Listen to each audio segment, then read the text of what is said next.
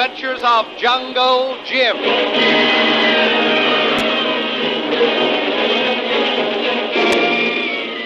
The Adventures of Jungle Jim, broadcast weekly over this station, are dramatized from the full-color action pictures to be found in the Comic Weekly, the world's greatest comic supplement that comes to you each week with your Hearst Sunday newspaper.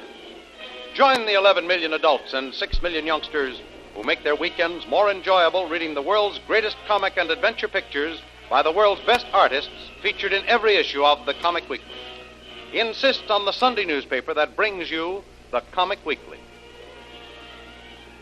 A sinister campaign of death and terrorism is directed against Jungle Jim in his efforts to find the young wife of an American planter who has been spirited away by some mysterious native cult in the Malay jungle. First, the home and buildings of the American are destroyed. Then his native servant and Kolu narrowly escape death in a trap the mysterious enemy set for them. Then Jungle Jim decides to split his forces in two groups. One party headed by Stacy and Kolu, and the other by Jungle Jim himself. As Kolu and his party head northwest, Jungle Jim follows a fresh trail to the northeast. Everywhere along the trail, Jim finds clues that indicate Stacy's wife and her abductors are not far ahead of him. He reaches a riverbank at sundown, and there all clues and footprints disappear. So Jim decides to set up camp for the night. He instructs his native trackers to make one final search for clues, but the search is speedily interrupted when one of the natives, with a scream of terror, runs toward Jim and falls dead at his feet. You said he'd been killed with a native arrow, Jim. Well, certainly, Lil. Look at the wound. I know an arrow wound when I see it. Well, come here and take a close look at this wound in his back. It's very small and shallow. Yeah, you're right, Lil. The arrow didn't penetrate very deep. Not deep enough to kill him. Or it wouldn't have fallen from the wound. No. So obviously that arrow was poisoned. With a quick and very deadly poison at that. Absolutely. Why, the fellow didn't run any more than 50 yards. With a small wound like that, the poison must have been awfully powerful to kill him in that short space of time. Well, those murdering devils have struck again. This is another warning to us to lay off. Yeah. But if they think I'm going to stop, they're wrong. But first, we must find that arrow. Well, that should be easy. The boy was right over there on the edge of the clearing when he was hit. He ran straight to us, so it must have fallen out between this spot and the edge of the clearing. Moko, Yes, Master Jim. get the boys together and search the ground between here and the edge of the jungle by the river there. Yes, boss. Find the arrow that killed this boy. Yes, Master Jim.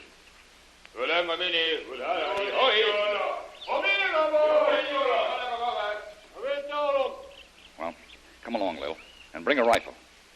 I'm going to help in that search, too. You come along and watch the jungle along the edge of that clearing there. And if anyone shows themselves, shoot first and investigate later. Okay, Jim. There's nothing I'd like better than to find one of those murdering devils. I'm afraid the death of this boy may have had a bad effect on the others. Yeah. They were talking among themselves and looking pretty well scared. We'd be in a fine fix if they took this thing to heart and decided to desert us and take no more chances. They may be too scared to leave. They probably think they'd be as safe with us as they would be trying to get back over that jungle trail to the boat. Well, I hope you're right about that, Jim. I'll go ahead, Lil. You remain here and keep a close watch on the jungle up there.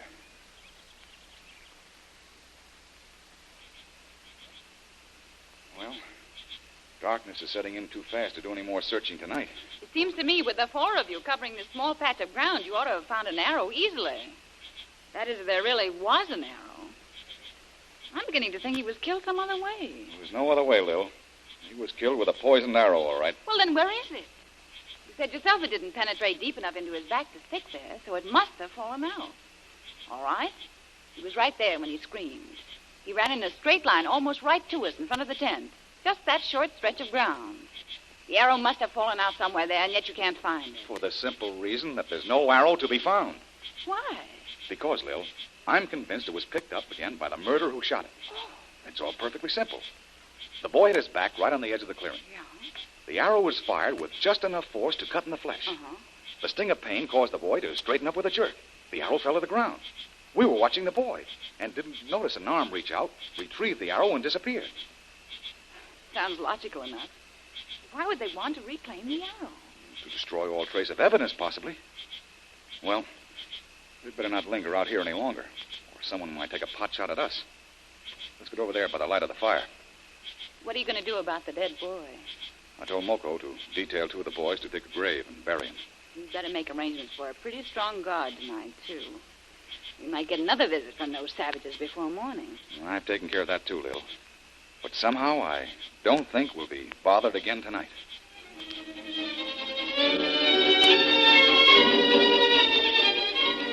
When sleep had overtaken everyone except the guards at Jim's camp, and the native guard, armed and ready, was watching suspiciously every flickering shadow, something was happening a short distance up the river from Jim's camp.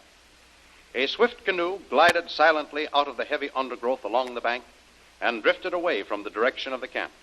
In the dim light, the two women occupants, one a white woman sitting bolt upright in the bow, and behind her the shrouded and stooped figure of a native woman. Scarcely audible, a voice floats out upon the night air.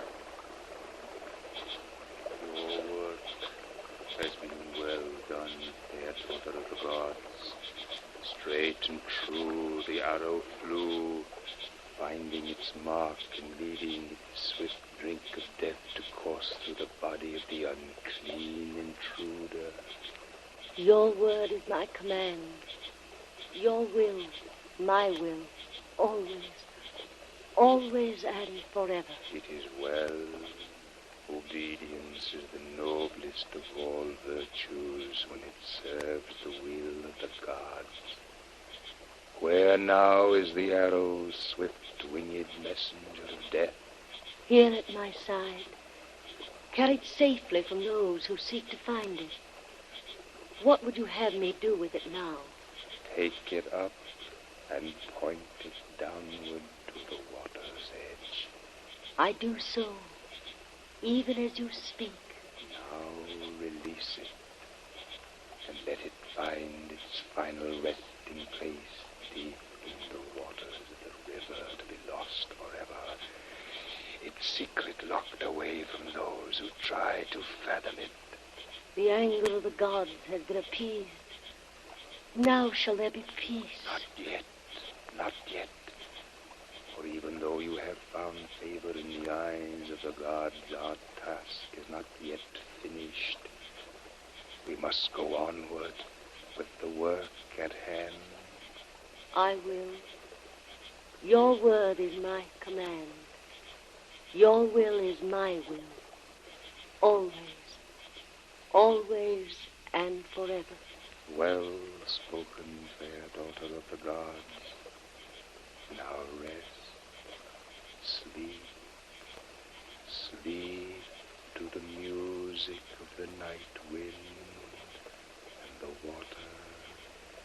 Sleep. Sleep. Sleep.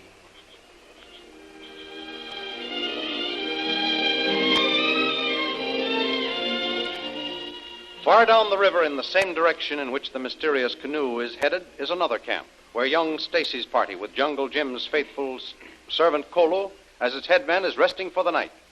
Seated alone at the campfire, Kolu sits on guard, alert to any danger. Suddenly, Stacy stumbles from his tent. What be wrong, Mr. Stacy? You no sleep.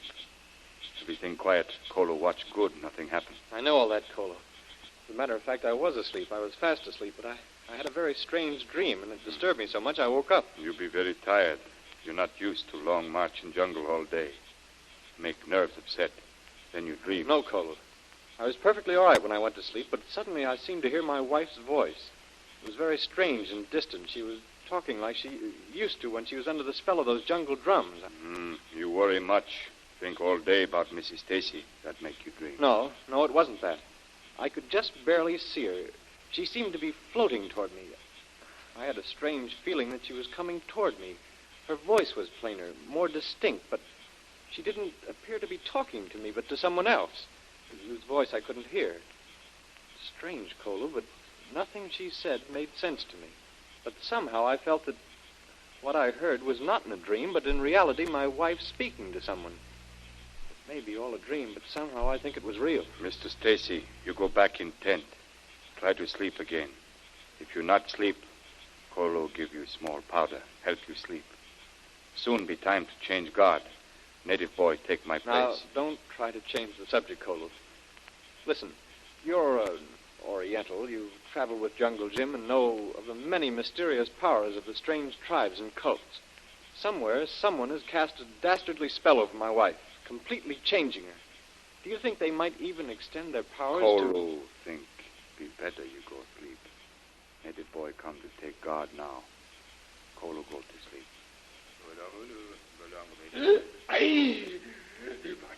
Well, what in the devil is wrong with him, Kolu? Kolu not know. Think he sees something. I ask him. He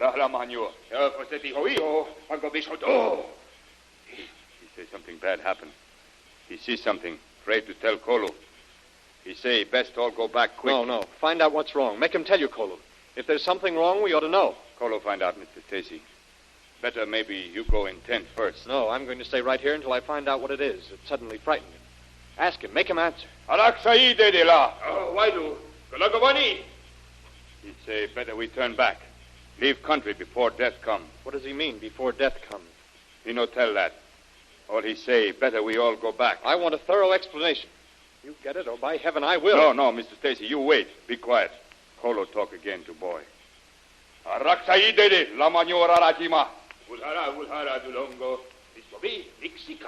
What's the matter with him? Why does he keep on gibbering like a maniac and pointing to me? Wait, please, Mr. Stacy. I find out.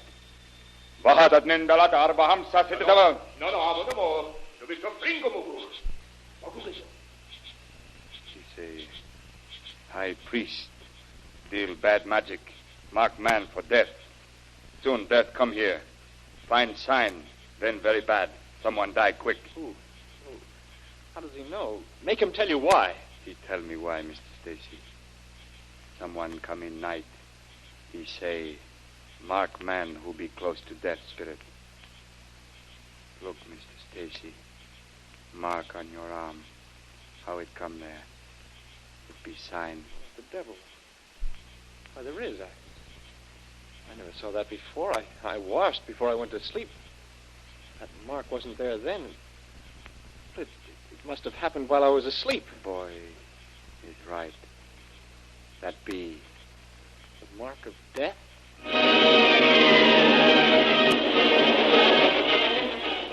What is this strange power that seems to hover over the expedition? Is there some strange psychic relationship between the scene on the river and Stacy's dream?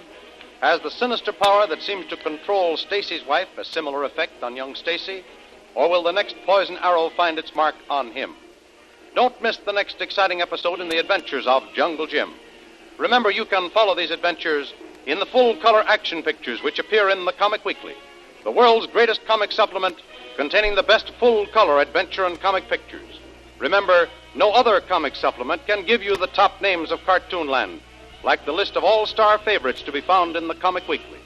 The whole family follow the fun and frolics of Popeye the Sailor, Tilly the Toiler, Barney Google, and the Little King, the impish antics of Skippy, the Katzenjammer Kid, the immortal Mickey Mouse, as well as the exciting adventures of Flash Gordon and Jungle Jim.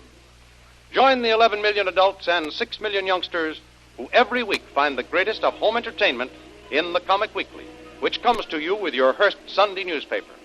More thrilling radio adventures of Jungle Jim will be heard at this same time next week over this same station. Be sure to tune in.